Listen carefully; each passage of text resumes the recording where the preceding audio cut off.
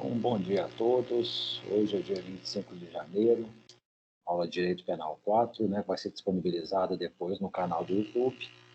O tema de hoje é crimes contra a família. Vocês conseguiram, deu tempo de dar uma olhadinha lá nos problemas que foram apresentados?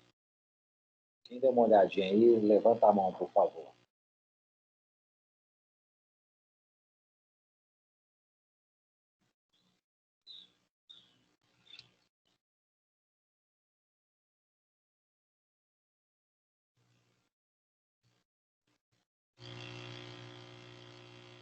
Ninguém levantou a mão, então ninguém conseguiu ver?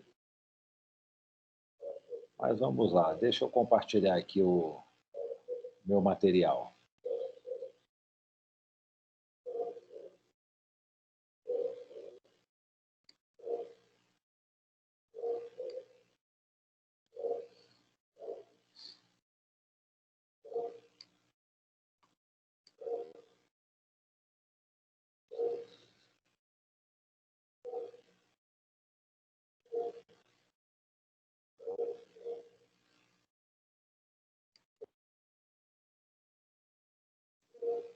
Pronto, aí são crimes contra a família, mas na verdade eu ia começar com vocês falando um pouco ainda sobre um crime que está no capítulo contra a dignidade sexual, que é um crime de ato obsceno.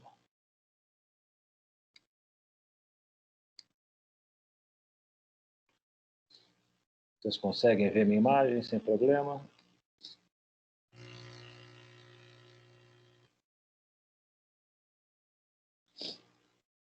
Professor, eu estou vendo o slide, problemas jurídicos, Isso. crime contra a família. Ótimo, obrigado, Maria. É isso mesmo. Deixa eu. Não está aparecendo aqui o controle para mudar.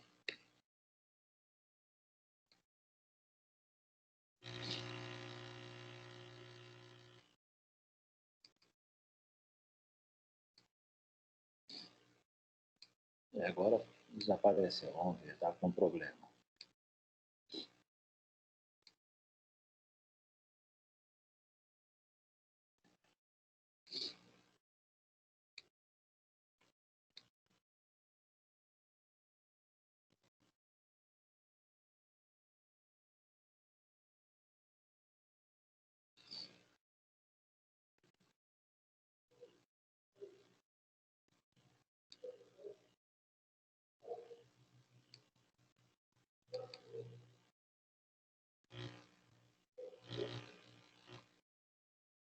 Eu não estou conseguindo passar. Deixa eu abrir aqui uma tarefa normal.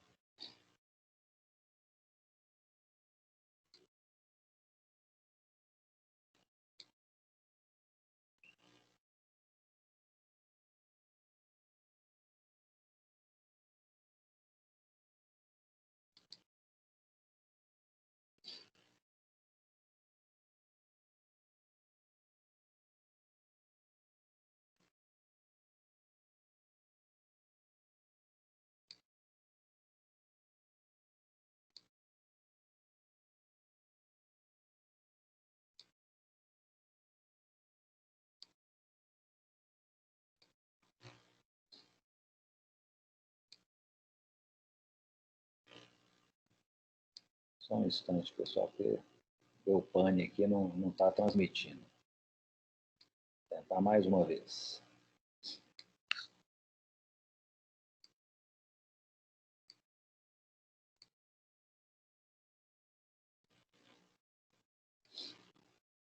Conseguem ver? Eu continuo vendo o slide. Isso. Pronto, chegou o primeiro. Pessoal, nos problemas que eu mencionei, né, que eu disponibilizei para vocês, tem um primeiro caso que era justamente sobre um evento que aconteceu no Teatro Municipal do Rio de Janeiro. Não sei se vocês conhecem esse Gerald Thomas, é um cara assim, né, do meio artístico conhecido. Ele já feito uma peça de arte, ele era o diretor, né, de teatro, e aí acabou que no final o público começou a vaiar a peça. E ele subiu ao palco para, né, se contrapor às vaias, ele simulou a masturbação, mostrou lá, fez um bunda lelê, né, que eles chamam, exibiu as nádegas, e aí ele foi processado por ato obsceno. O ato obsceno, né, ele é um crime, né, previsto aí com pena de 3 meses a 1 ano apenas, né, de detenção. O tipo penal é praticar ato obsceno em lugar público ou aberto ou exposto ao público. E aí ele foi processado no juizado especial, né, lá do Rio de Janeiro. E aí, nesse processo, para vocês verem como funciona o sistema de justiça brasileiro, né? Nesse processo, existe a proposta de fazer um acordo. Infrações de menor potencial ofensivo tem a possibilidade de uma transação penal, né? Quando os crimes e contravenções têm a pena máxima de até 2 anos. É o caso do ato obsceno. Então, é feita uma proposta, tipo assim, ó, se você aceitar pagar uma multa de X, prestar serviço à comunidade, comprar cestas básicas, né, o Ministério Público faz a proposta. Se a defesa ou o acusado concordarem, o processo vai ser extinta a punibilidade, ele cumpre essa pena e pronto, está resolvido. Acaba que a pena imposta, né, ela não tem nenhum efeito de reincidência. Na verdade, eles falam que é uma transação penal, que não há reconhecimento de culpabilidade. Só que, no caso, o Geraldo Thomas não aceitou a proposta. E aí ele impetrou um habeas corpus no Tribunal de Justiça do Rio de Janeiro para travar esse processo criminal. O tribunal não autorizou isso. Ele impetrou um habeas corpus no STJ para também tentar obter o trancamento da ação penal, né, que é o termo técnico que eles utilizam, né? Trancar a ação penal, quando falta algum dos motivos essenciais para o processo penal se desenvolver. O STJ também não concedeu, e aí ele recorreu ao Supremo Tribunal Federal. E aí eu pergunto para vocês, será que realmente você ter uma conduta como ele teve, né, vai caracterizar a prática de um ato obsceno? O que vocês acham? Ele fez gestos aí inapropriados perante um público, classe média alta, eram quase que de madrugada, acho que era depois de meia-noite. Professor, você está me escutando? Como? Você está me escutando? Estou, bem? Sim. Tá, eu lembro desse caso e eu acho que a decisão do STF foi no sentido de que isso seria, esse ato, né, que ele fez, seria abarcado dentro da liberdade de expressão.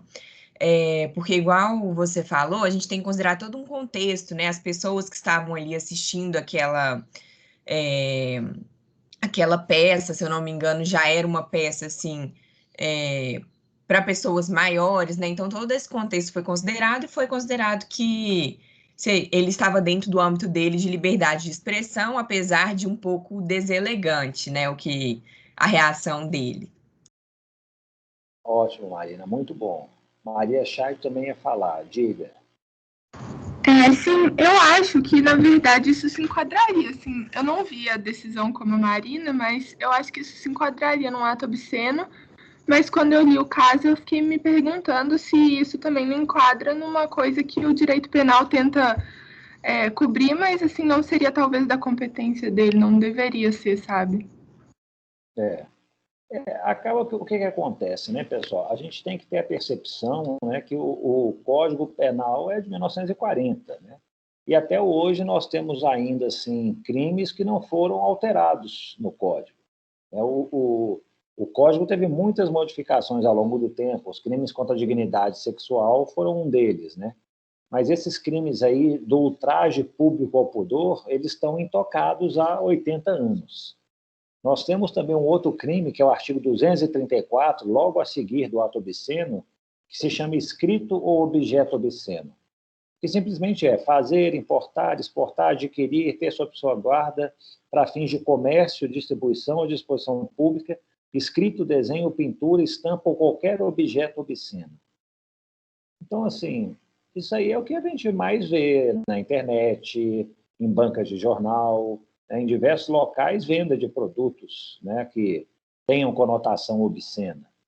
E assim, né, como que a gente deve lidar com a situação dessa? Eu realmente acho que o direito penal, nessas situações, tem que ser o mais restrito possível, né? A gente estava na nossa última live, né, não sei se todos assistiram, mas comentava lá o professor Canedo falando do uso do direito penal em crimes de palavra, né? Crimes contra a honra.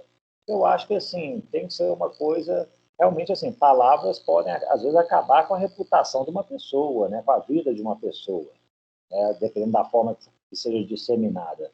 Mas assim, não havendo isso em regra, eu acho que a liberdade de expressão tem que prevalecer. Então, nesse caso, o Supremo, que realmente julgou o habeas corpus, ele teve esse pensamento, né? Ele chegou e falou assim, na verdade, isso aí era um público, né, uma elite do Rio de Janeiro, todo mundo muito bem instruído, a censura do espetáculo era maior de 18 anos, então essa reação que o diretor teatral teve, né, embora possa ser grosseira, né, desrespeitosa, tal, não caracterizou ato obsceno. E aí eles resolveram, na verdade, priorizar, né, a liberdade de expressão e aí eles trancaram, o termo técnico é esse, trancaram a ação penal para poder, né, fazer cessar, extinguir esse processo. E esse foi o resultado. Esse é o habeas corpus, né? O relator foi o ministro Gilmar Mendes. Aí eles falaram o contexto em que o ato foi praticado, né?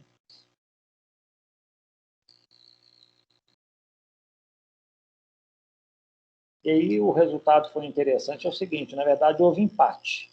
Como é que o Supremo Tribunal Federal funciona? Lá são 11 ministros, né? E o número ímpar é justamente para não ter empate. Então, às vezes, o Supremo vai funcionar no tribunal pleno, em que os 11 participam. Não sei se vocês se lembram lá do caso do julgamento do mensalão, né? Foi um processo com uma grande duração, muitos réus envolvidos, os 11 ministros participaram. E eles também se dividem em turmas. Aí são 2 turmas de 5. Tem a primeira turma e a segunda turma. Aí o presidente do Supremo não participa das turmas, acaba fica 5 para cada lado. E provavelmente nesse dia do julgamento, é muito comum isso acontecer, um ministro está de licença, um ministro saiu para viajar, um ministro não compareceu, tal. Então tinham só 4 ministros na turma para julgar o processo. E aí quando há um empate no habeas corpus, prevalece a decisão mais favorável ao acusado.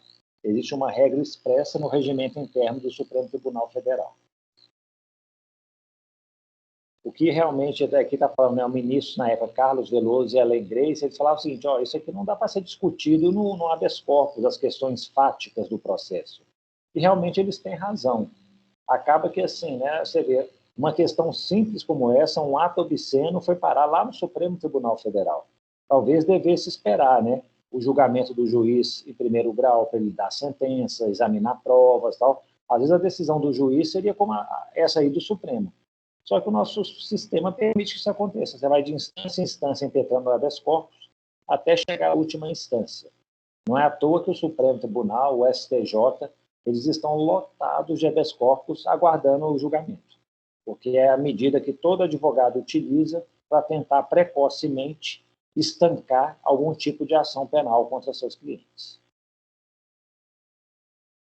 O problema 2, pessoal, vocês chegaram a ver o vídeo que tinha sobre esse caso? Quem que assistiu aí pode fazer um pequeno resumo da situação.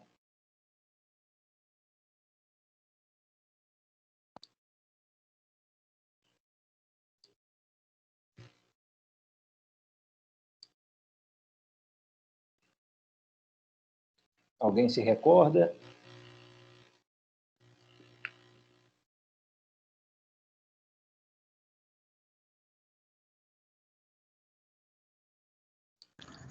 Professor, eu vou falar. Então, vamos lá. Está falando mais ou menos sobre contrair um novo casamento de alguém sendo casado, né? E aí tem o relato lá de 2 mulheres que não aparecem, que para mim não ficou muito claro, mas eu acho que não era de fato um casamento civil, eu acho que era mais uma união estável, mas isso não ficou muito claro para mim. Mas basicamente elas tinham um homem que tinha relacionamento com 2 mulheres ao mesmo tempo e mantinha família, ajudava, custeava tudo, as 2 famílias tranquilamente, as 2 mulheres nem tinham receio da outra mulher, né? E, assim, nos 2 casos foi o que aconteceu, e aí a hora que o moço morreu, elas foram pedir para o INSS, assim, dizendo que tinham dependência econômica e a relação simultânea. E nos dois casos isso foi concedido, e no final lá mostra que foi basicamente que o princípio da dignidade prevaleceu ao princípio da monogamia. Então foi meio que isso. Ótimo, foi isso mesmo. Então, assim, era um rapaz que tinha... Ele, na verdade, ele tinha duas uniões estáveis, digamos assim. Ele não era casado realmente no papel. Então, assim, ele vivia, tinha duas famílias. Aí a questão é, ele morreu, né, a pensão, em regra, pessoal, tem que ir para a família, né, para a esposa, ou para os filhos, na ausência da esposa e tal. E, nesse caso, ele tinha duas esposas para dividir a pensão. Aparentemente, parece que é até fácil resolver o problema. Divide por dois. Mas, assim, se você divide por dois, né, para cada uma das mulheres, você está falando que ele tinha duas famílias. E, a princípio, aqui no Brasil, assim, né, teve uma decisão recente do Supremo falando que a Constituição brasileira, a legislação brasileira, defende a monogamia. Embora isso aí seja muito questionado, né? A Constituição fala em união estável, mas não está assim, proibindo que exista mais de uma união estável. Mas o Supremo considera isso. O pior disso tudo, sabe o que é? É na questão da pensão, gente. Existem regras, né, de atuariais que, tipo assim, a pessoa paga uma contribuição todo mês, caso morra, vai deixar uma pensão para uma pessoa só. O problema é quando quando há mais de uma ou duas, três mulheres. Eu já vi caso em que o juiz dividiu a pensão para três mulheres, né? Devia ser um artista, o moço, né? Ele tinha três famílias, tal, nenhuma das três conhecia uma as outras, e aí o juiz falou assim, vou dividir por três, é a solução mais salomônica aqui, embora a lei não dê respaldo a isso. Mas acaba que, assim, uma coisa é você pagar uma pensão por muitos anos a uma mulher, a outra é quando tem vários sucessores, né, vários dependentes, e a idade deles, a tendência é que se pague por mais tempo, né? Uma morreu, a outra vai continuar recebendo, aí o outro morreu, a outra vai continuar recebendo. Isso aí, em termos de cálculos para a Previdência, é um desastre. Por isso que a Previdência estabelece que é um herdeiro só, assim, para poder, né, talvez não durar tanto tempo o benefício. Mas a questão penal aqui envolvida é essa, né? Isso aí caracteriza uma bigamia? Você ter duas uniões estáveis? O que vocês acham? Professor, eu acho que não, porque o ordenamento fala expressamente que deveria ser casado. Então, eu entendo por isso um casamento civil. Se a gente entender o contrário, que uma união estável aplicaria também, você estaria fazendo uma analogia em Malum Partem, né? E não pode. Aqui, ó, muito bem, Maria. A questão é, o crime de bigamia significa contrair alguém sendo casado no novo casamento. Pronto. Né? A questão é, desde 1988, né, um detalhe, né, pessoal? Eu não sei se eu cheguei a falar isso expressamente nos crimes contra a organização do trabalho. Não dá para a gente entender crimes contra a organização do trabalho sem ter a CLT do lado, sabendo quais são os direitos trabalhistas e tudo mais. E a mesma coisa eu digo para vocês aqui agora. Não dá para estudar crimes contra a família se a gente não tem o direito civil ao nosso lado. Então, assim, houve uma mudança muito grande a partir de 88, quando a Constituição previu a existência da união estável. Hoje, no nosso Código Civil, a gente pode falar em três tipos de relacionamentos. Nós temos o casamento, que é aquele mais formal, né, igualdade de direitos e deveres dos cônjuges. Temos uma união estável, que é uma convivência, né, duradoura, pública, de conhecimento público, entre um homem e uma mulher que tem o objetivo de constituir uma família. E nós temos o concubinato, que são as relações, assim, digamos assim, de amantes, né, que não, o objetivo não é constituir família.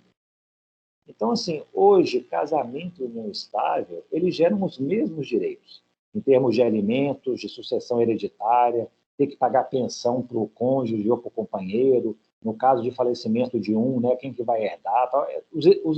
Eles são quase que idênticos. A diferença é que o casamento, né, ele é celebrado, né, tem toda uma formalidade, e é uma preferência também da Constituição, da legislação, porque a Constituição fala o seguinte, fala assim, a lei adotará medidas para converter a união estável em casamento.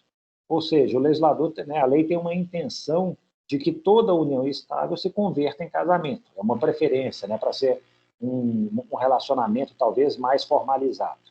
Agora, o concubinato é aquele que não gera direitos. Então, assim, se alguém é casado, tem família, mulher, normalmente, gente, é essa situação, o homem que tem mais de uma mulher. Ele tem mulher, filhos. E aí ele começa um relacionamento com uma outra mulher que sabe do casamento dele. Eles vivem durante anos um relacionamento extraconjugal. Isso vai ser um concubinato. E provavelmente essa mulher não terá direito à pensão. Toda a pensão, herança, tudo vai ter direito a quem está vivendo sobre o casamento. A pergunta que eu faço é o seguinte: se a união estável não equiparou, se a Constituição não equiparou a união estável ao casamento, será que a gente não pode dar o mesmo tipo de tratamento, fazendo uma interpretação evolutiva do direito penal? Em 1940 não existia união estável. Então, quando o Código falou em bigamia, ele falou em casamento porque era o instituto jurídico que existia. Mas e hoje, a partir de 88? Hoje o Supremo permite até que haja união estável entre homossexuais, que vão se converter em casamento por meio de cartório, celebrando, fazendo toda a formalização, tudo. Será que a gente não pode ter essa interpretação, ao contrário do que a Maria Scheid disse? O que vocês pensam? Uma interpretação evolutiva, adaptando aí o contexto atual à legislação antiga. Eu acho que seria possível, sim, essa aplicação extensiva. E, mais do que isso, quando eu li o artigo, eu fiquei pensando assim, porque o casamento, você faz um registro, no cartório. Então, teoricamente, seria possível você fazer esses dois registros do casamento em si, porque a união estável eu consigo facilmente imaginar uma pessoa mantendo duas uniões estáveis com duas pessoas diferentes, Agora, o casamento, pela formalização em si, eu não consegui imaginar, eu nem sei assim, se seria possível atualmente. Não, Marina, o casamento, tipo assim, é um só. Eu acho o seguinte: se a pessoa quiser casar novamente, enganando o próprio oficial de cartório, talvez ele consiga. Ele casa aqui em Minas Gerais e depois vai lá e casa no Amazonas. Eles não se comunicam, os cartórios, as informações tal. Talvez ele, assim, fraudulentamente ele consiga. A união estável você também pode registrá-la, Você pode averbar a união estável em cartório. E você também pode fazer a mesma coisa, talvez fraudulentamente, fazer registro em cartórios diferentes. Mas a princípio, se o oficial de cartório tiver conhecimento disso, ele vai impedir. Ele fala: você já é casado, não pode casar de novo. Então, esse crime é justamente para essas situações. Não foi detectado o casamento. Eu me lembro, isso aí não foi no Brasil, não, mas nos Estados Unidos tinha um cara que ele já se casou lá, acho que 90 vezes. E era isso, ele ia em diversos estados, em cidades diferentes, eles não tinham comunicação entre si, e ele ia casando com as mulheres, e as explorava financeiramente. Então, assim, o crime existe para isso, para punir essas situações de fraude. Mais alguém aí quer desempatar, então? A Marina falou uma coisa, a Maria Scheid falou outra. Quem acha que pode, que caracteriza a bigamia, a união estável dupla? Quem acha que não? Então, vamos fazer uma coisa, eu vou fazer uma enquete. Quem acha que quem tem duas uniões estáveis pratica o crime de bigamia atualmente? Levanta a mão aí que eu vejo aqui.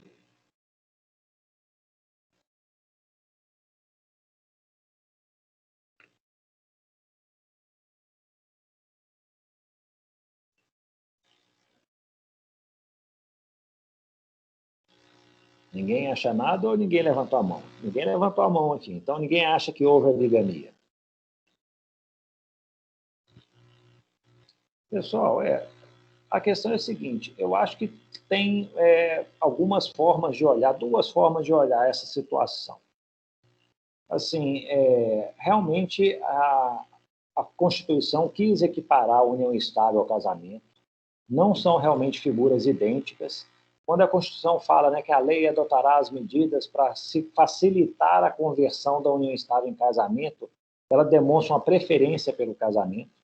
Mas, assim, em termos gerais, se você está vivendo em união estável ou casado, para fins de alimento, pensão, sucessão, herança, tal, é a mesma coisa. Mas uma coisa que eu percebo é o seguinte: o tipo penal lá da bigamia, ele está previsto no Código Penal, né, dos crimes contra o casamento. Tem um capítulo específico. Né? São, na verdade, 1, 2, 3, 4, 5. Eram 6, o adultério também estava incluído, mas o adultério foi revogado em 2005.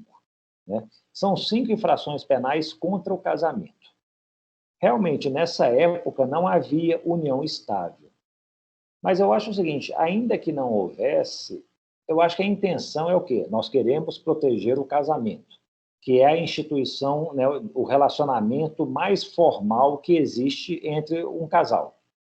Né? É aquele que é formalizado, ele é patrimonializado, tudo. Mas o que mais vai diferenciá-lo da união estável é justamente a formalização, o seu registro. E é justamente em torno desse registro que muitos problemas acontecem. Né? A questão é a seguinte: a gente poderia interpretar por analogia, né, que o casamento e a união estável são a mesma coisa? Eu acho que talvez não, porque a gente estaria dando uma ampliação a um conceito que talvez fosse indevida. União estável não é casamento. Né? A Constituição quer que se converta a união estável em casamento, que isso seja facilitado, mas mostra que são instituições distintas. Agora, talvez a situação fosse diferente quando a gente olha, por exemplo, para o cônjuge e o companheiro. O cônjuge é aquele que é casado, né? O companheiro é aquele que vive em união estável. Né? O que vai acontecer? Imagine uma situação, nós temos uma agravante de crime cometido contra cônjuge. Imagine o marido que mata a mulher e aí a pena dele vai ser agravada por isso. Né? Vai ter uma circunstância agravante. E se por acaso ele não for casado, for um companheiro, vai ter esse aumento de pena também? O que vocês acham?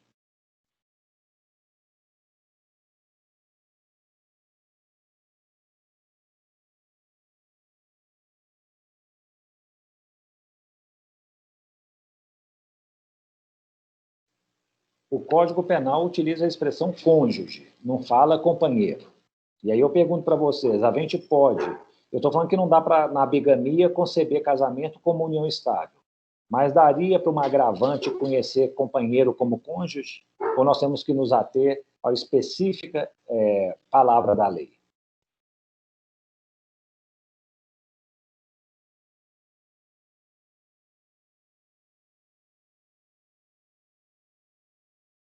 Eu acho que pode considerar cônjuge, companheiro. Eu também acho. E aí, qual que seria o raciocínio por trás disso? Imaginem vocês, a pessoa acabou de se casar, houve um caso desse em Curitiba, né? Eu não sei se vocês se lembram, aconteceu acho que há pouco mais de um ano. Uma coisa horrorosa, um marido batendo na moça, né, na esposa, no elevador, tal. No final ele jogou ela da sacada e ela morreu. Eles tinham se casado acho que há menos de um ano.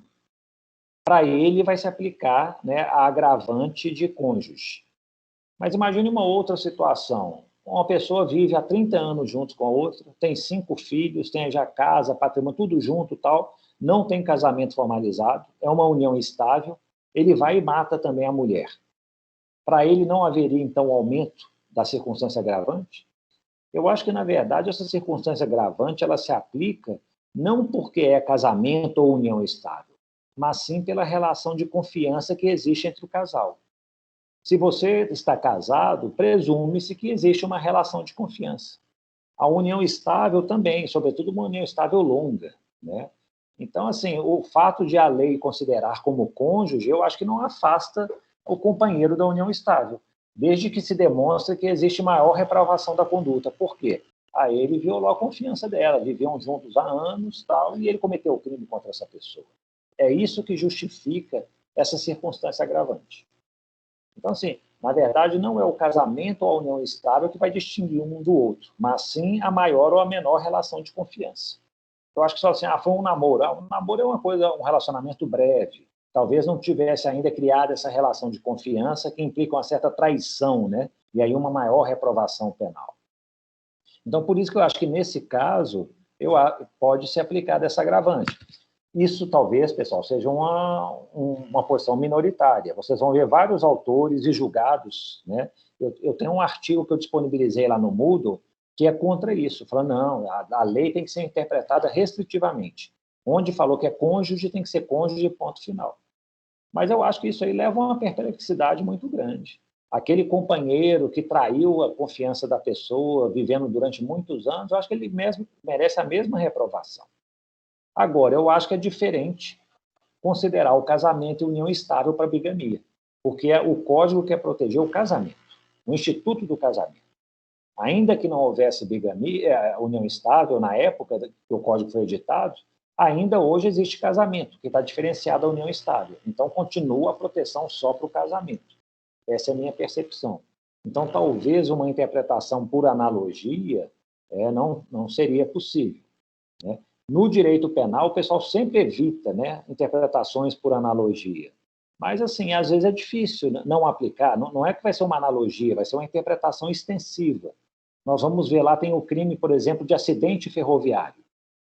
Então, lá fala, trens, não sei o quê, tal, tal. Imagine aí o Tesla criou lá, acho que é o Loop, né, um meio de transporte que parece um trem.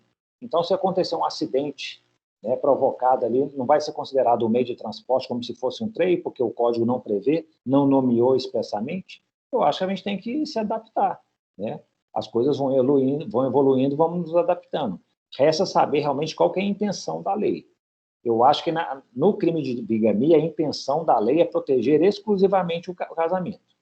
Agora, na circunstância agravante, a intenção da lei é proteger, né, o cônjuge que foi assim traído, né, que foi traído no sentido de perda de confiança. E isso aí, tanto no casamento como na união estável, longa, duradoura, nós vamos ter essa traição igualmente grave. Ok? Minha opinião. Vamos avançar aqui.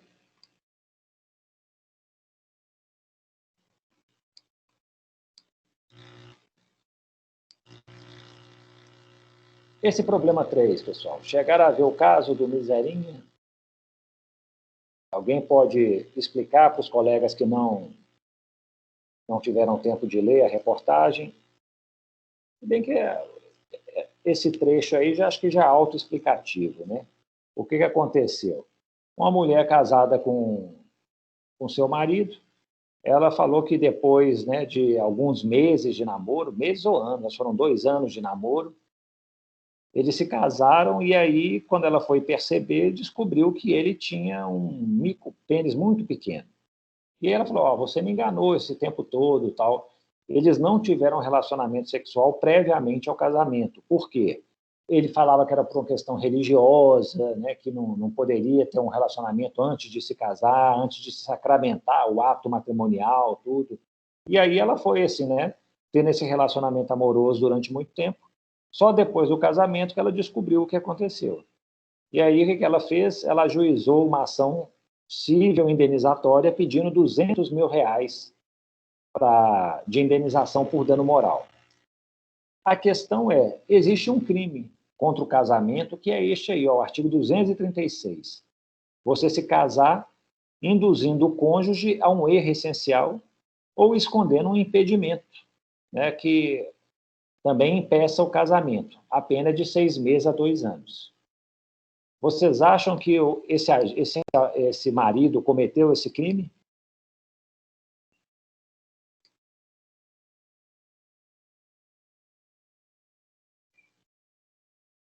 Quem se habilita? E o pessoal não perdoa, né? Começaram a dar o apelido dele de Tião Anaconda. Então, vocês acham que o Tião Anaconda cometeu o crime de induzir a erro essencial ou ocultar impedimento para o casamento?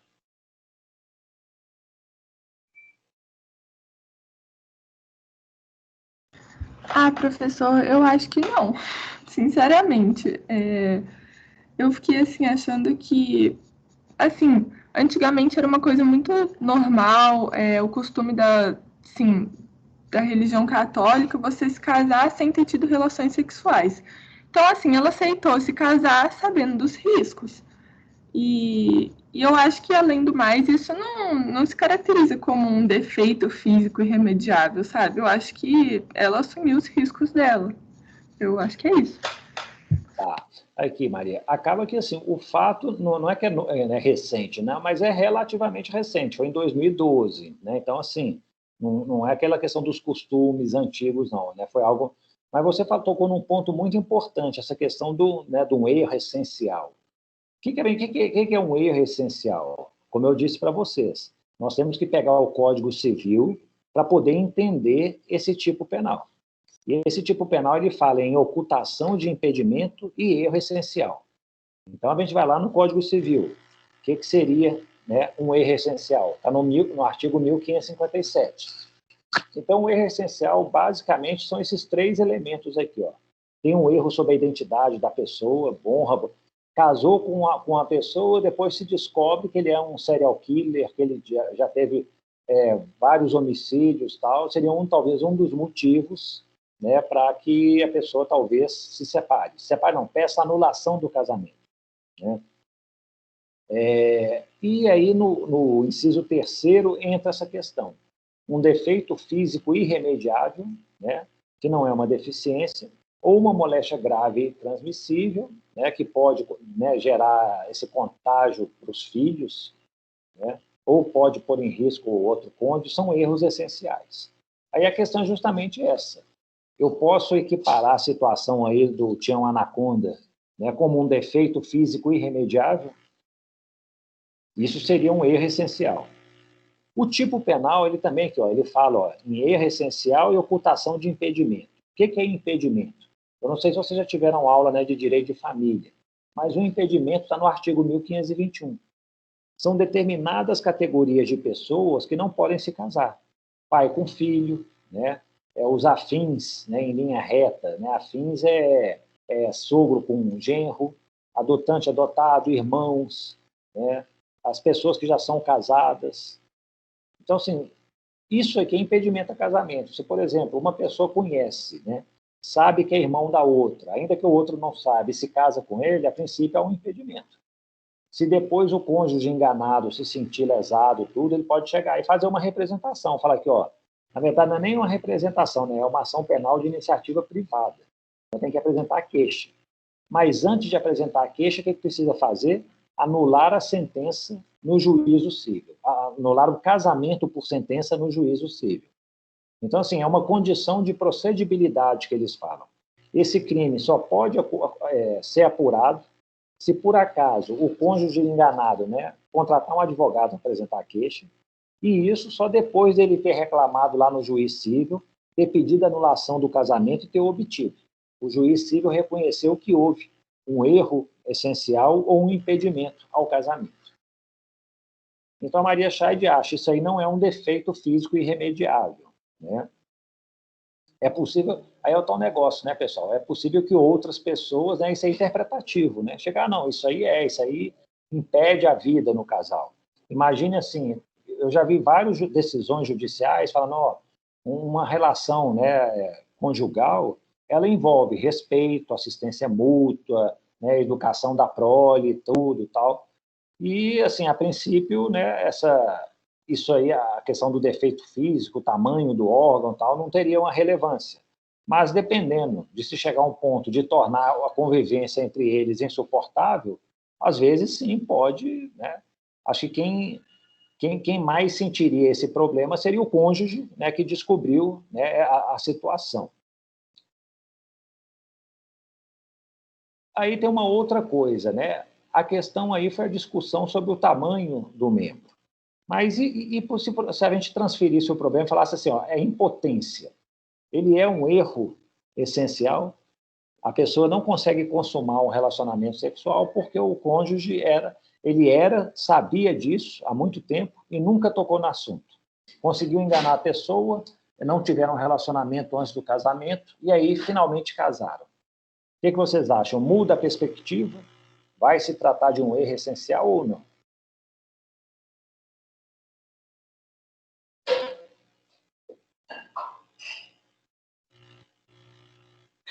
Alguém se habilita?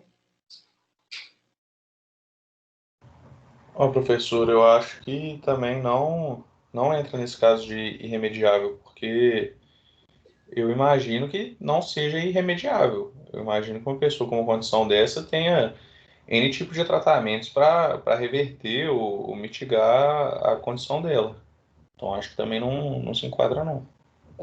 Não, acaba o seguinte, pode ter tratamento, mas eu estou pensando num caso seguinte, que não tem tratamento. Isso é possível. Por exemplo, a casa assim que ele foi submetido a uma cirurgia de próstata.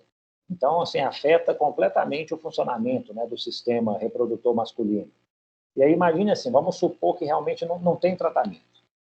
Seria um caso, ou porque você meio que misturou, se fosse é possível caso de tratamento, então isso aí vai ser superável. Mas imagine que não haja. Então, assim, acaba que o relacionamento sexual deles fica impedido, inviabilizado, impedido assim, em termos de conjunção carnal, né, pessoal? É isso que a gente também tem que colocar. A conjunção carnal, né, o conceito lá da dignidade sexual é, né, introdução do pênis na vagina. Ainda assim, você acha que dá para superar? Eu acho que entra de novo na discussão se a conjunção carnal, no caso, vai ser um elemento essencial do casamento. E aí, nesse ponto, eu não tenho uma opinião formada ainda. Tem que pensar. Não, deixa eu falar, a questão é bem complexa. A gente até acha, né, que, não, isso aqui é bobagem, tudo. Eu já vi decisões falando o seguinte, nós temos dois tipos de impotência, né? Tem uma impotência que chama-se, eles usam em latim, coeunde, e tem a generande. Essa coeunde acaba que é a de realmente manter a relação sexual, né? O homem não consegue estar num estado, né, para poder ter o relacionamento. O generande é a impotência para gerar filhos. Então, assim, eu já vi várias decisões sobre essa impotência de gerar filhos, falando, não, isso aí não é impedimento, não é motivo para anular o casamento. Porque o objetivo não é só ter filhos, pode ter respeito, assistência mútua, não sei o quê. O casamento tem outros requisitos, entendeu? Uma relação conjugal. E, assim, negando vários pedidos de anulação. Eu encontrei esse julgado aqui, é até aqui de Belo Horizonte, de Minas Gerais, que é essa impotência realmente de ter a relação sexual. E, no caso, o tribunal deu provimento.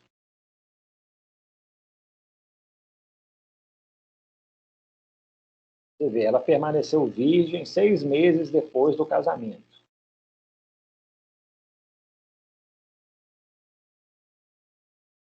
Então, assim, o tribunal considerou, isso é um erro essencial, vamos anular.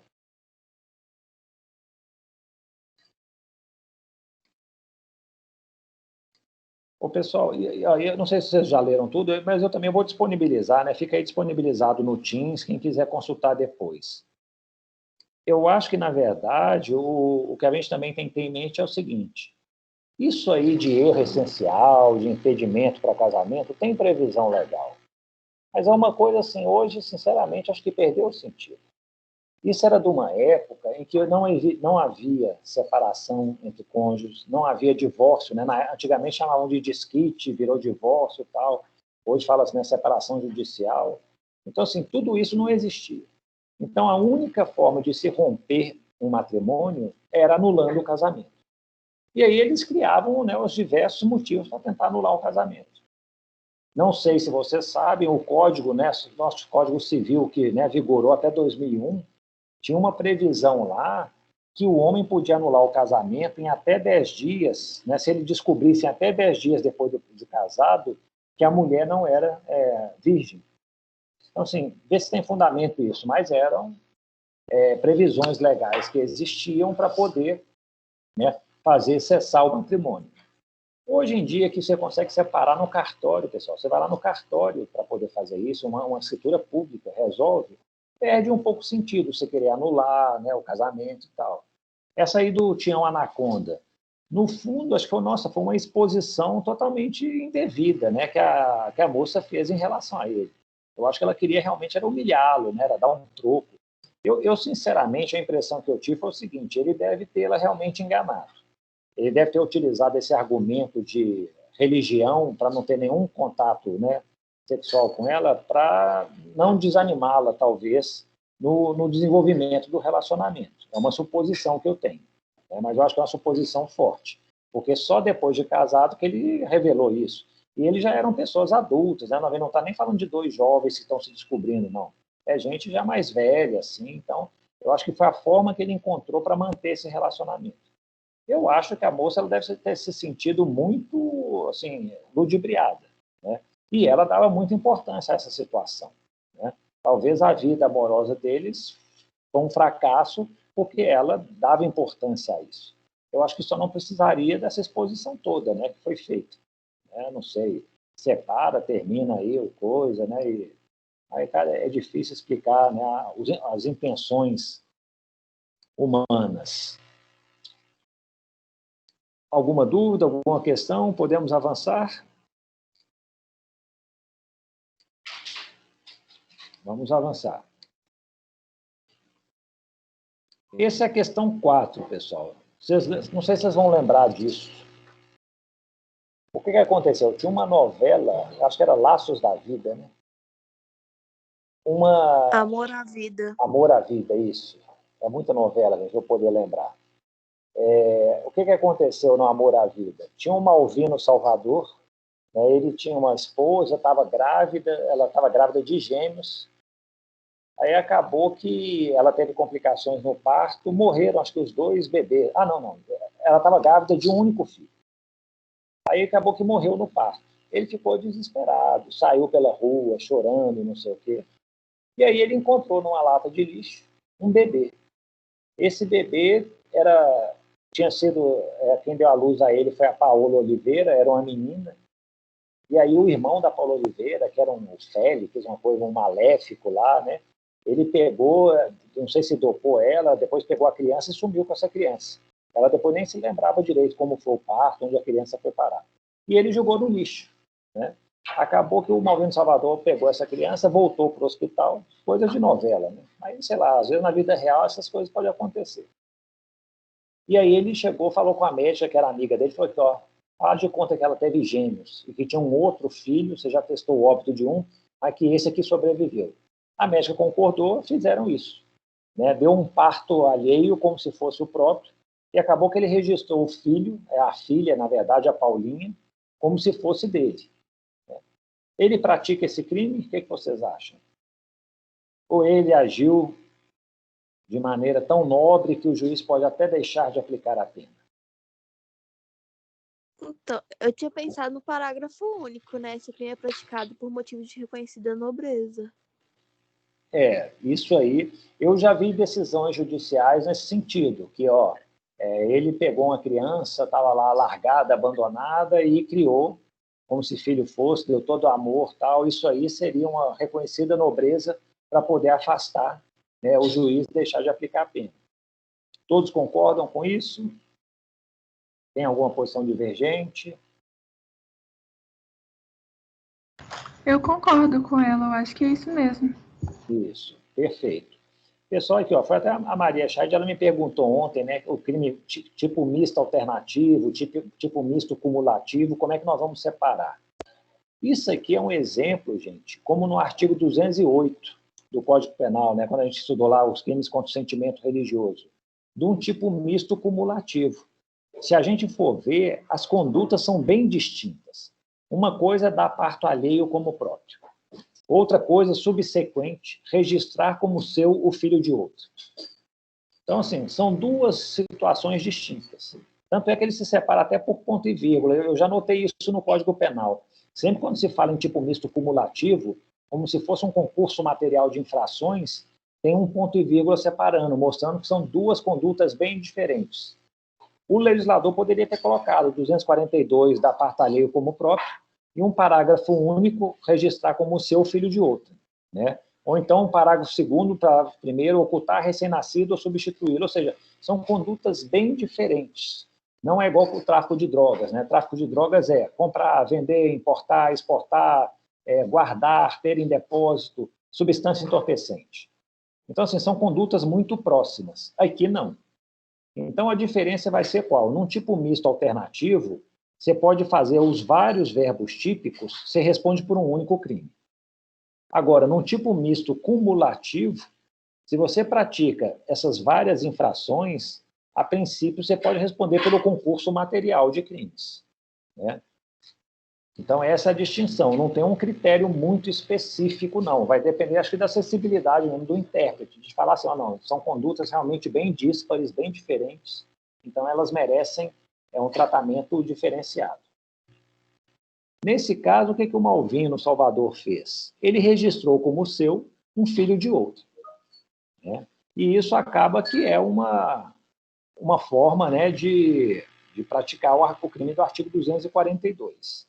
Vocês mencionaram a questão da reconhecida nobreza.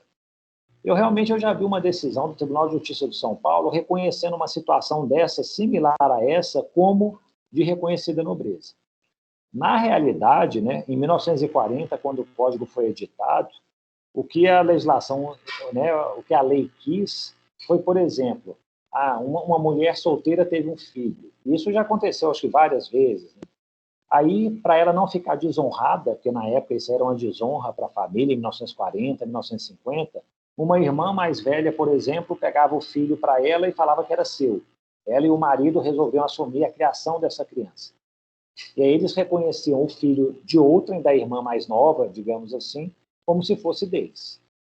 E aí, se fosse descoberto o fato e eles processados criminalmente, falavam, não, ela agiu isso por um motivo de reconhecida nobreza, porque acabou que era para, né, evitar que a desonra caísse na irmã, não sei o quê, papapá.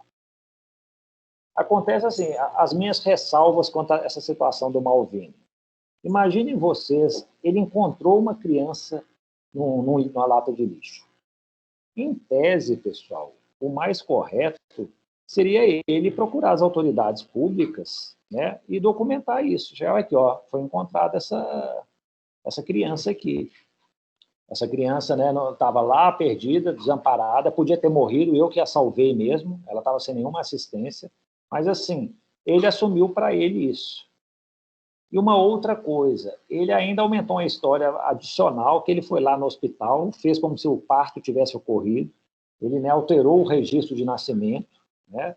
Então, assim, eu não sei se a conduta dele foi por tanta nobreza assim, se ele quis mais até resolver um problema pessoal dele, a frustração que ele estava vivendo naquele momento, de ter perdido um filho, e substituir por outro, do que simplesmente agir de maneira nobre. E aí eu falo nesse sentido, porque, pessoal, nós temos aqui no Brasil uma questão relacionada à adoção, né? A adoção no Brasil, eu trouxe até alguns dados para vocês. Olhem para vocês verem aqui. O processo, se você quiser adotar uma criança, é um processo gratuito, né? Ele vai correr na vara da infância e da juventude. Você tem que ter pelo menos 18 anos de idade para poder adotar. Pode ser casado, solteiro, não importa isso. Tem que ter uma diferença de pelo menos 16 anos com a pessoa que vai ser adotada, né? E não é permitido, é um impedimento ao casamento, né? O casamento de adotante e adotado. Vai ter uma equipe multidisciplinar de psicólogo, assistente social, tal, que vai analisar a sua situação, avaliar se você está apto para adoção. Aí você ingressa nesse sistema, é um Sistema Nacional de Adoção, o SMA. Entrando no sistema, vai começar a buscar uma criança que está lá para ser adotada, que você tem interesse. Se você localiza essa criança, começa um estágio de convivência que dura alguns meses. No final do estágio é emitido um parecer, que normalmente os juízes acatam, né? E fala assim, olha, está apto a adoção, se deu bem, não deu, o que aconteceu, pronto, sinalizou o processo de adoção. E aí passa a viver como se filho fosse, né? Então, assim, isso, gente, aqui, ó, nós temos aqui no Brasil mais de 30 mil crianças acolhidas, né? Essas todas, né, em tese, poderiam estar sendo adotadas, mas que estão disponíveis, né, tudo, são, na verdade, 5 mil e poucas, que estão no processo de adoção, são 3.500, é um número menor, né? Nós temos aqui, olha a quantidade de pessoas que pretendem adotar, mais de 36 mil. E o que acontece? Tem uma fila muito grande nesse processo de adoção. E a explicação é bastante singela. Embora haja mais interessados em adotar do que crianças disponíveis, acaba que os pretendentes eles têm critérios para adoção. Eles querem pegar criança nova, com menos de 1 ano, às vezes de cor, né, branca, né? Às vezes acho que preferem mulher do que homem. Então, assim, acaba que com todas essas restrições, diminui muito, né, as crianças disponíveis. 83% dessas crianças têm mais de 10 anos, mas elas não são de interesse dos pretendentes.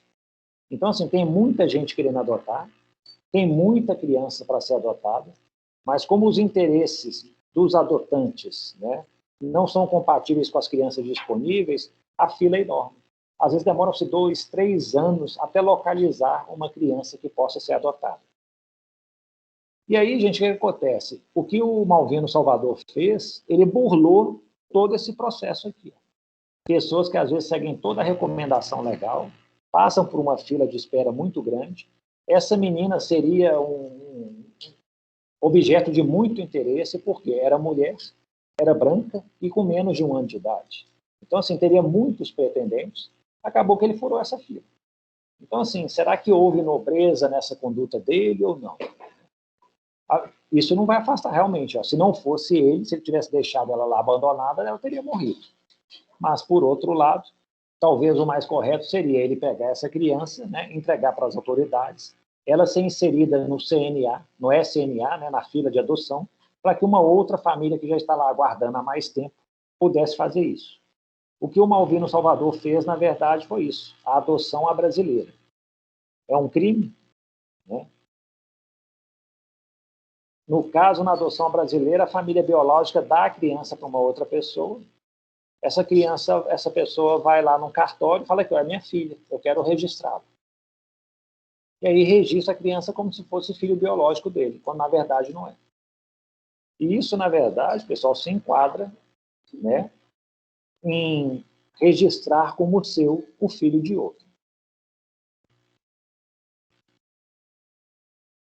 Ok? Vamos em frente. Chegaram a ver esse vídeo aí, esse aqui foi um caso interessante, falta de assistência afetiva, né? E aí nós temos um crime... Oi, pois não. É só uma dúvida, por que tem 32 mil crianças acolhidas, mas só 5 mil disponíveis para adoção? Eu acho que isso aí é porque, tipo assim, às vezes as crianças estão acolhidas por, digamos assim, né, maltratos de pais, não sei o que, problemas familiares, tudo. E aí elas, assim, elas não estão disponíveis ainda para ser adotadas. Às vezes elas têm que passar por um processo, né, em que os pais vão ter que abrir mão, né, do poder parental sobre a criança. Então, assim, elas estão abrigadas, talvez sob proteção do Estado, mas não necessariamente disponíveis para adoção. Eu acho que essa é a explicação que existe. Sim. Tá bom, obrigada. Professor, eu também fiquei com uma dúvida com relação ao processo de adoção. Se for, por exemplo, uma amiga de uma pessoa tem um filho e aí essa pessoa morre e ela não tem parentes. Aí, por exemplo, a amiga quer pegar esse filho para assim, ficar dentro de uma pessoa certamente conhecida e não entrar nesse processo todo de adoção e possivelmente nem ser adotada a criança. Isso pode também ou não? Tipo assim, poderia... Não é burlar o processo de adoção, mas seria até melhor para a criança, né? Mas isso também não é raro de acontecer. O que vai normalmente, até se uma pessoa dessa procurar um advogado, o que ele vai orientar? Ele vai chegar e falar assim, pega essa criança para você, então, continua criando, continua educando, vai levando a vida, sempre que perguntarem pela mãe dela, tipo assim, aí começa, né, aquelas mentiras, aí tem que inventar uma desculpa, vai na escola, reunião de pais, vai você, tal. Aí o que acontece? Acaba que se consolida uma situação, um relacionamento afetivo, né, de paternidade, maternidade, que depois, quando você vai regularizar a adoção, você pode pedir para regularizar. Aí você vai chegar lá para o juiz e para o promotor e falar aqui, eu quero regularizar essa adoção. Eu já convivo com a criança tem 2, 3 anos. O que acontece? Acaba que o juiz ele fica meio assim na parede, né? Ele fala assim, vale a pena então retirar esse vínculo para botar a criança na fila? Não é realmente melhor deixar então reconhecer essa situação consolidada que já tem anos? Então assim, é uma forma realmente de burlar o sistema. Mas, assim, é comum que, às vezes, uma situação como essa seja convalidada pela justiça, sabe? Sempre eles pensam que, qual que é o melhor interesse da criança? Vamos preservar o interesse da criança. E aí eles falam, Para que vai começar a procurar uma família? Para que vai começar um estágio de convivência? Verificar se tem uma adaptação, se a criança está totalmente adaptada, já vivendo há anos com a pessoa. Então, assim, é uma forma de poder adotar sem seguir a regra, né? A fila. Entendi, obrigada. Gente, enquanto tem uns que estão, né, querendo adotar, tem outros que não estão querendo deixar de lado o filho. Houve um caso, eu me lembro que eu estava vendo na Ana Maria Braga, um programa dela. E aí ela mostrava um menino, coitado, era uma história assim, realmente triste. O rapaz ele tinha uns 17 anos, eu acho, não sei se já era maior. Ele falou que ele era filho, né, do filho único com o pai e a mãe dele, os pais se separaram, ele começou a viver com a mãe. No início, o pai até dava uma assistência para ele, o via de vez em quando, mas aí o pai começou um novo relacionamento e teve uma filha. Com essa nova filha, né, o menino acho que tinha 8 anos de idade, o pai simplesmente o abandonou. Ele pagava pensão alimentícia todo mês, em dia, sem nenhum atraso, mas nunca mais procurou o menino. Não ligava no aniversário dele, não fazia nada, não comprava um presente, não falava nada no Natal, tal, desapareceu. E aí o menino ajuizou uma ação contra o pai, alegando abandono moral, abandono afetivo, e pedindo indenização por dano moral. Falando, meu pai não cumpriu seus deveres de pai, ele tinha que não só dar assistência material, mas ele também tinha que dar amor, e isso ele não me deu. E ele estava querendo uma indenização por isso. O que vocês acham? Tem direito na indenização? Outra coisa é se isso é crime, né? Na verdade, o Código Penal ele fala em abandono material. A lei é muito clara lá no artigo 244. É você deixar de prover a subsistência de cônjuge, do filho menor, tal, tudo, não lhe proporcionando recursos necessários, ou não pagando a pensão alimentícia. Então, assim, você não fornecer recursos materiais para o filho ou para o cônjuge. Isso é o crime de abandono material. Mas agora, e esse abandono afetivo? Isso realmente daria indenização? Vocês, como juízes, concederiam essa indenização?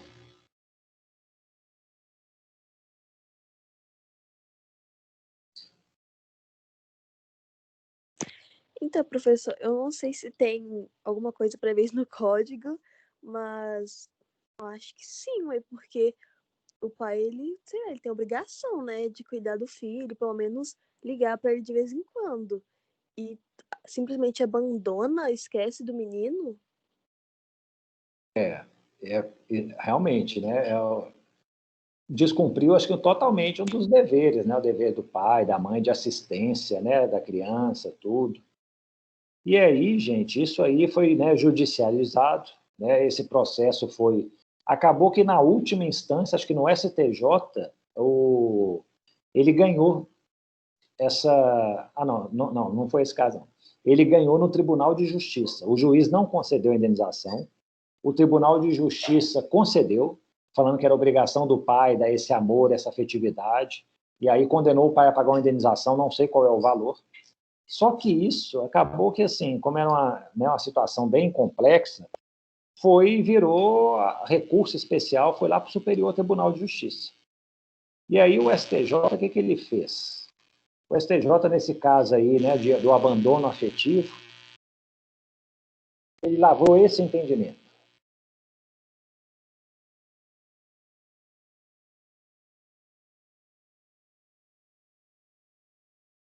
E hoje, esse é o entendimento corrente no tribunal. Ou seja, tem que dar sustento, guarda e educação. Se está dando dinheiro para garantir isso, está valendo. Não compreende esse dever do cuidado afetivo. Então, assim, e aí começaram a surgir vários casos como esse, e o STJ afirmou essa jurisprudência. Então, assim, eu não posso obrigar ninguém a amar, e caso não ame, não vou condená-lo por isso. Né? E aí é tal negócio, né? Infelizmente, os filhos acabam pagando por isso, né? Por esse abandono, por essa situação, mas é o que a jurisprudência tem adotado. Então, pessoal, o que fica assim de regra é o quê? Em se tratando desse abandono material, isso pode ser crime, sim. O pai que deixa de dar assistência material, recursos para o sustento do filho, ele pode pegar a pena de 1 a 4 anos. né? Às vezes, quando ele não paga pensão alimentícia, né? Às vezes, quando ele tem condição de pagar, mas ele no parágrafo único, ele dá uma maneira de frustrar, de fraudar esse pagamento, entendeu? Ele chega lá para o empregador e fala assim, me manda embora. Eu quero continuar trabalhando aqui, mas informalmente. Porque aí eu não vou ter um emprego formal, eu vou falar que eu estou desempregado e não preciso pagar pensão. E aí, eu já tive caso, pessoal, lá no Tribunal de Justiça, quando eu era assessor lá, de julgar a situação em que o pai matou o filho.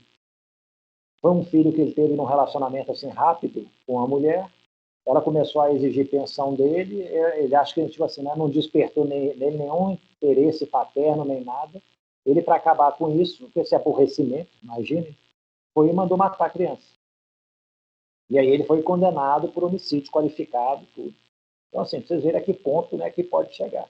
Então, assim, se houver um abandono afetivo, dependendo, até menos pior, né? O pai que deixou... Então, assim, se for abandono afetivo, gente, o STJ não admite que não é um ilícito civil isso.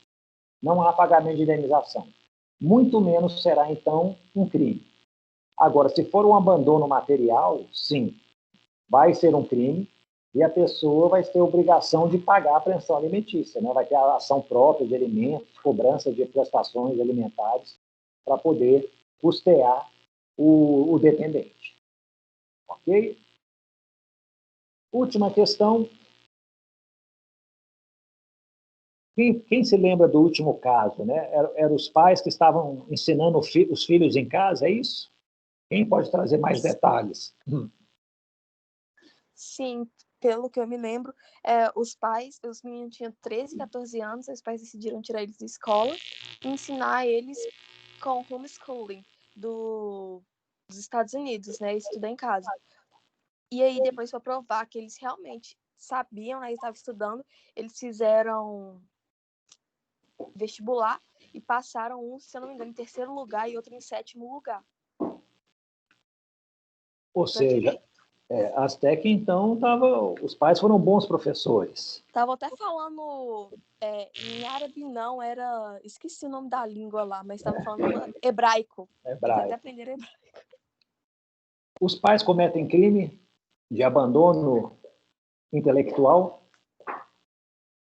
Eu acho que não, porque eles não deixaram de prover, eles proveram em outro local, que foi na casa deles. De uma maneira diversa, né? Não, imaginem bem, isso é muito mais trabalhoso para os pais, gente. É muito mais simples para eles, né, pagar a escola e deixar os filhos lá. Imagina a disciplina que não, né, o tempo que não se gasta, que precisa ter para os pais ensinarem. E assim, um ensino com qualidade, né? Os meninos eram novos, abaixo da idade deles e conseguiram aí aprovação no vestibular, em ótimas posições, né? Então, na verdade, o que acontece, pessoal? Acho que o direito penal, nessas situações, eu acho que ele está mais preocupado realmente com o abandono. Aquelas situações em que a criança, né, é uma criança, né? Lá se fala em idade, instrução primária, ou seja, né, são os primeiros anos, né? Então, assim, é uma criança mesmo. E aí que ela não é colocada na escola. Eu me lembro que uma vez foi um promotor de justiça na Bahia que ele começou a notificar todos os pais. Chegou e falou assim, que, os pais que não estão colocando os filhos na escola mandavam uma cartinha para eles, compareça aqui ao meu gabinete. Conversava com eles, falava aqui, se vocês não colocarem eles na escola, vocês vão ser processados criminalmente por abandono intelectual. Davam assim, uma prensa, um medo nos pais, os pais com receio davam um jeito de colocar os meninos na escola. Por mais difícil que fosse, né, o transporte até a escola, tudo mais, mas foi a forma que o promotor estava utilizando o direito penal, né, para ameaçar, né, pela prática desse crime, caso os pais não dessem, né, a devida educação aos filhos. Eu acho que é totalmente distinto aí do que, né, esse caso trouxe aí o vídeo. Na realidade, gente, é muito comum nos Estados Unidos, né, em outros países também, esse homeschooling, né, que foi mencionado. Né, na verdade, os pais darem assistência aos filhos. E nesse aspecto, é um julgamento longo, né, uma ementa longa, uma decisão do Supremo Tribunal Federal. Mas o mais interessante aqui é o que está em negrito, é o item 4. Aqui, não é um direito público do aluno ou da família dele, né, um direito público subjetivo de ter um ensino em casa, né? mas também a Constituição não proíbe. O porém é que não existe lei regulamentando. Então, enquanto não houver a lei regulamentando, não vai ser permitido esse homeschooling. E aí, assim, né, houve um voto, eu lembro que foi o ministro Barroso, ele era favorável a isso, né, acho que é porque ele estudou lá em Yale, morou nos Estados Unidos, lá é muito comum, ele quis talvez trazer para cá isso, né. Mas, assim, o que o Supremo, então, mencionou foi essa perspectiva, né. É possível que haja ensino domiciliar, né, embora não seja um direito a ser exigido pela família ou pelo aluno, mas precisa de uma lei regulamentando essa situação. Caso contrário, enquanto não houver a lei, nós não podemos falar, né, em pais ensinando as crianças dentro de casa. Obviamente, né, que, tipo assim, para fins de direito civil, direito administrativo, talvez não haverá um reconhecimento do estudo feito em casa, mas para fins penais não haverá incidência do direito penal. Eu acho que está longe o direito penal de aplicar-se sobre os pais que estão ensinando as crianças em casa. E acho que, assim, a solução vai ser o quê? Esse menino vai estar estudando em casa, provavelmente depois ele vai ter que fazer um supletivo, né, fazer uma prova que mostre que ele... para poder obter uma formação, né? Porque talvez seja alternativa para quem já começou optando por esse tipo de ensino. Acaba que um dos fundamentos dessas decisões é o seguinte, acaba que os pais, a escola não é só para educar, a escola também tem um aspecto social muito importante, de interação, né, de divisão de sociedade, de, né, saber viver em sociedade. E o ensino domiciliar não permite que isso aconteça. Eu não sei se esse é um argumento muito consistente, porque, afinal, são os pais que decidem, né, se o filho vai conviver em sociedade ou não. Imagine um pai que chega, vai lá para uma fazenda no interior, querendo viver da agricultura, sem contato com ninguém. Né? Os filhos vão ficar sujeitos a isso. E nem por isso acho que pode falar que o pai está errado. Né? Vocês já viram o filme Capitão Fantástico? Eu não. Não? Então deixa eu só... Fica aí a dica de filmes, acho que tem no Netflix. Isso aí é um pai que realmente educa os filhos em casa, é muito interessante. É ficção, né, gente? Mas aqui, ó, ele educa os filhos em casa, uma educação totalmente assim, né, inusitada, se comparado aos padrões, né, que vigoram lá nos Estados Unidos, tal. Mas assim, será que ele está errado, esse pai, em educar dessa maneira? Aí depois vocês me digam se valeu a indicação. Pessoal, quarta-feira agora, 19 horas, vamos ter uma outra live. Vamos falar sobre aquela decisão do Supremo Tribunal Federal, né, que a partir da lei de racismo criou, né, o crime de homofobia. Nós vamos discutir em mais detalhes essa situação, ok? Será muito bom se vocês puderem participar, trazer aí seus comentários, opiniões, perguntas para nós professores. Pergunta a vocês se tem alguma dúvida, alguma questão? Professor, eu tenho só uma dúvida com relação à prova. O senhor vai disponibilizar na quarta? Vai funcionar como? Pessoal, na verdade é a partir de amanhã, né? É do dia 26 ao dia 28. É lá no Moodle, né? Vocês compareçam ao Moodle, tem lá um dia específico, a semana, essa semana de janeiro, vai ser a última semana de janeiro. Aí está lá bem grande, a primeira avaliação do dia 26 ao dia 28, vocês vão clicar lá e fazer online a atividade. Tem um tempo para a realização dessa atividade, se eu não me engano, são 40 minutos, né?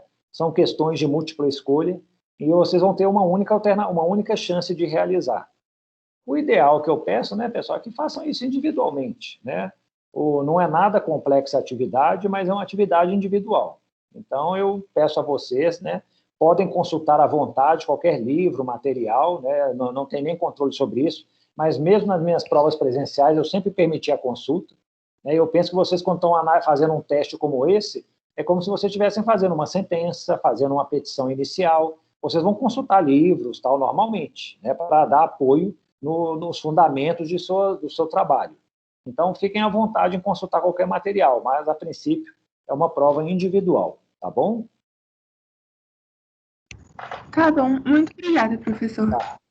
Pessoal, então, para encerrar, crimes contra a família, né, existem ainda no nosso código, O anteprojeto de lei que está sendo discutido, ele vai eliminar, acho que todos esses crimes, não haverá mais previsão de crimes contra a família, e realmente, se a gente for verificar lá, são crimes, às vezes, que estão meio ultrapassados, não tem muito sentido hoje em dia, né?